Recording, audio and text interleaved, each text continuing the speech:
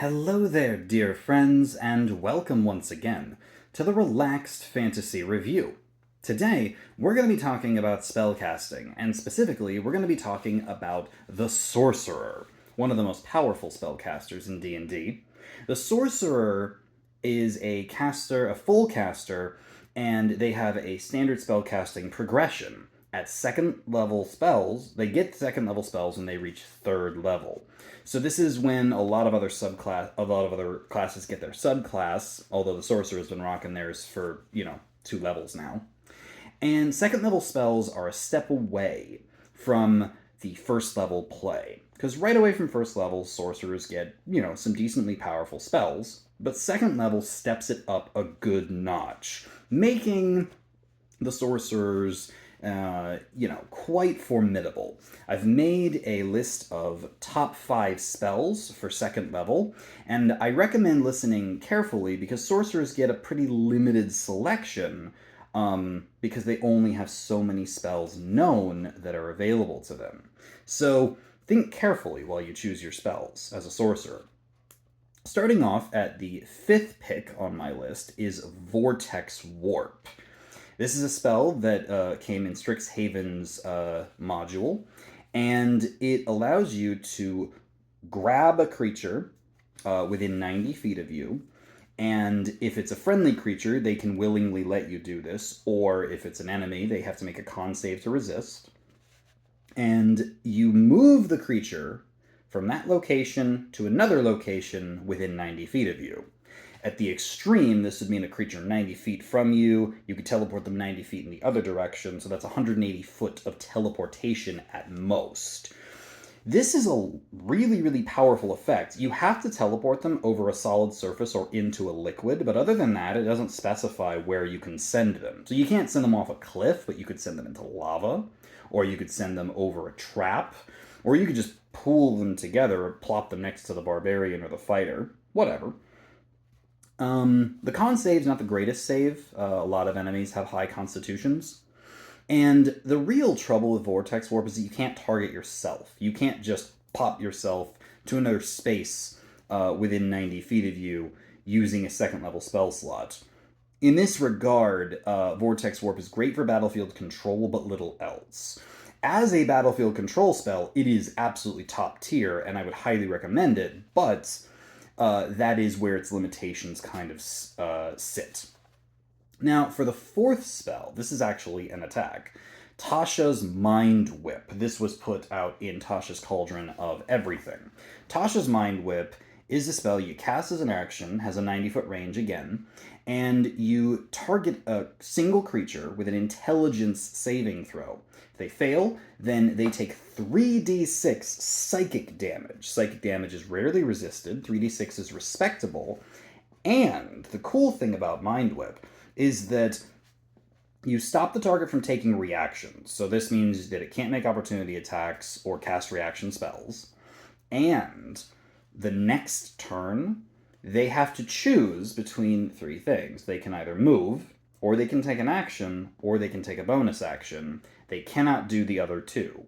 So this significantly reduces the combat effectiveness of your enemies.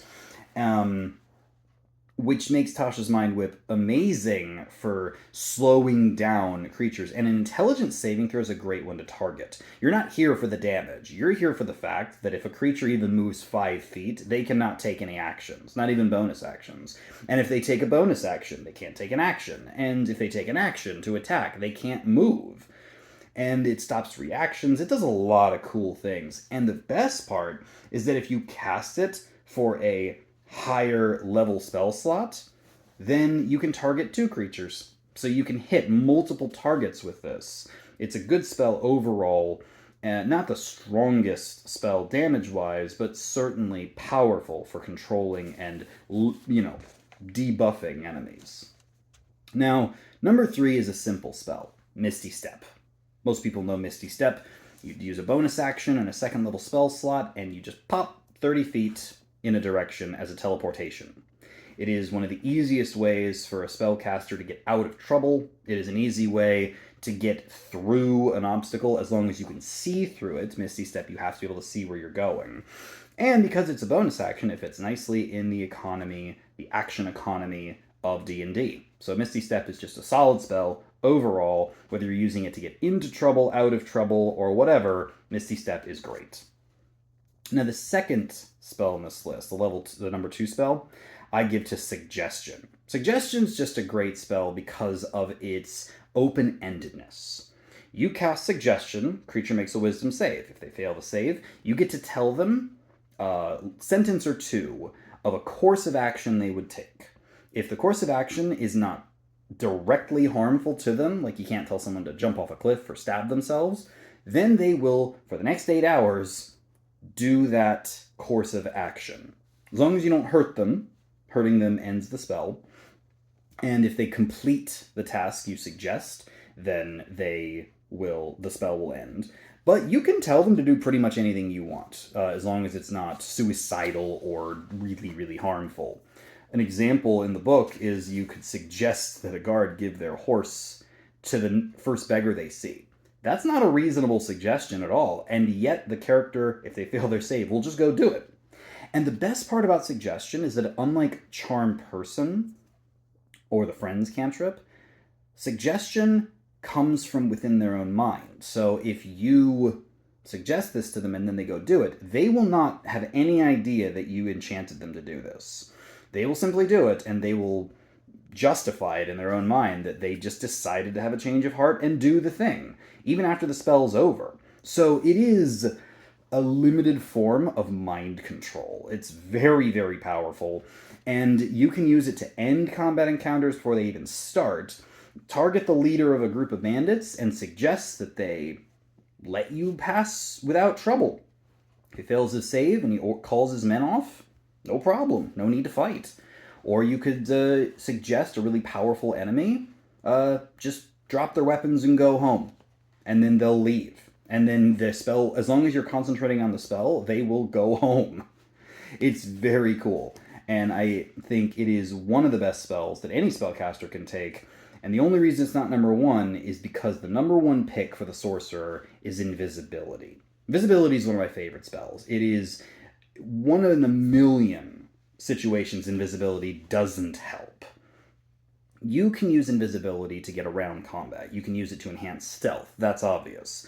But it turns out Invisibility doesn't stop if you do stuff. As long as you don't attack someone or cast another spell, you can remain concentrating on Invisibility for an hour. So it's not super useful in combat, but the simple fact that you can use it to get around anywhere you want and creatures can't see you is so useful.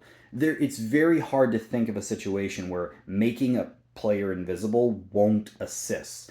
Even being invisible at the start of combat, it gives you advantage on your first attack. It lets you get into a good position. Invisibility works in all situations, and it's so powerful. And you can even cast it on other characters. It doesn't have to be the Sorcerer that does it. You can cast it on the Rogue or the Ranger or whoever to give them that extra nudge in the right direction, whether they're stealthing, attacking, whatever. Invisibility is top tier magic, and I highly recommend it for any character. This has been the Relaxed Fantasy Review. If you enjoyed the video, please like and subscribe down below, and keep your eyes peeled for more spellcasting reviews coming down the line soon. Have a good one, my friends.